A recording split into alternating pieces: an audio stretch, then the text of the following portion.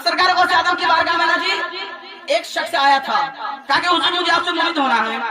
गौसे आजम ने कहा भाई हो जा। कहा कि मेरे अंदर दो खामी है, दो कमियां हैं मेरे अंदर, वो उसके होने के बावजूद मैं आपसे मुरीद होऊंगा, उसको छोड़ूंगा नहीं, वो खामी। सरकार गौसे ने क्या खामी है, क्या कमी है? बोला कि हुजूर एक तो नमाज नहीं पढ़ता हूँ, कटे नहीं पढ़ूंगा। दूसरी बात ये कि चोर हूँ, चोरी करता हूँ, वो भी नहीं छोड़ूंगा, मुरीद भी आपसे होना है।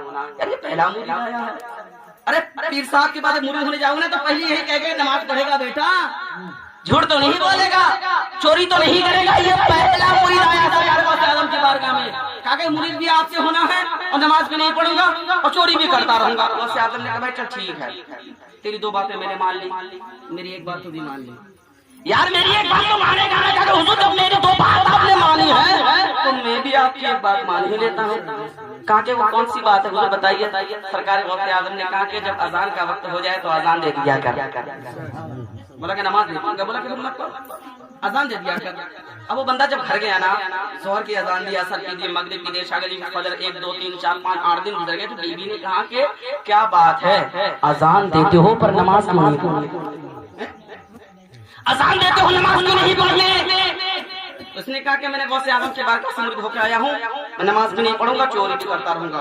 15-20 दिन गुजरने के बाद चोर था ना, आधी रात के बाद बिस्तर में आंख खुल गई, सोचा कि चल बड़े दिन हो गए हैं, हाथ कहीं मैं साफ करके नहीं आया, यानी चोरी करने कहीं नहीं गया, जाता हूँ चोरी करने। बगदाद शहर के अंदर घूमने लगा। आधी रात के बाद टहलते टहलते बहुत बड़े रईस का मकान चमका इसको। बोला कि इसके अंदर जाऊंगा तो बहुत कुछ हाथ में आएगा। जब अंदर गया ना तो जो कुछ उससे कीमती सामान मिला उसने पोटली में बांध दिया। बांधने के बाद जैसे ही निकलना चाहा, बीच आंगन में ही कहीं मस्जिद में से आजान की आवाज इसकी कानों में आ गई। अब ये बंदा बोला तो मैंने गौसे आजम से वादा भी किया।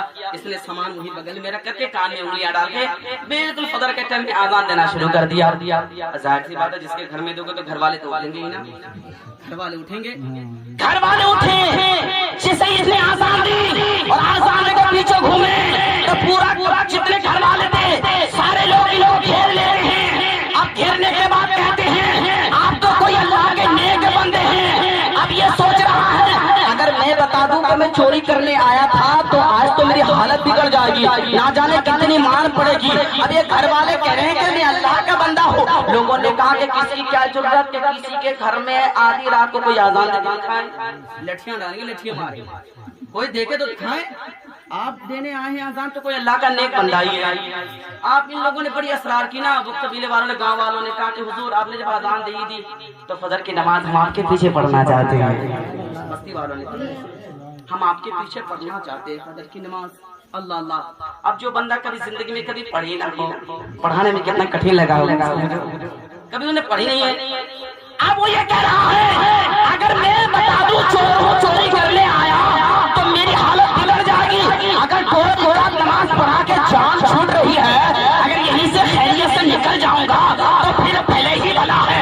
अल्लाहू अकबर। मेरे प्यारे फरमान जाओ, जैसे ही वो मुसल्ले पे खड़ा हुआ, फजर की 2 रकात नमाज जमात से पढ़ाई है और जैसे ही पीछे मोड़ के देखा, कसम खुदा की कहीं समय लगे हुई थी, जैसे ही नमाज फारिग हुई पूरा कबीला उसके कदमों में आके झुक जाता है। कोई हाथ चूमने लगता है, कोई पेशानी चूमने लगता है, कोई हाथों को बोसा देखता है। इतने उसके सहन में बात आ गई, बाहर गौसे आजम तेरी क्या शान है, जिंदगी में कभी नमाज नहीं पढ़ी थी, आज फजर की नमाज क्या पढ़ी, आज तो पूरा कबीला मेरे कदमों में आके गिर गया।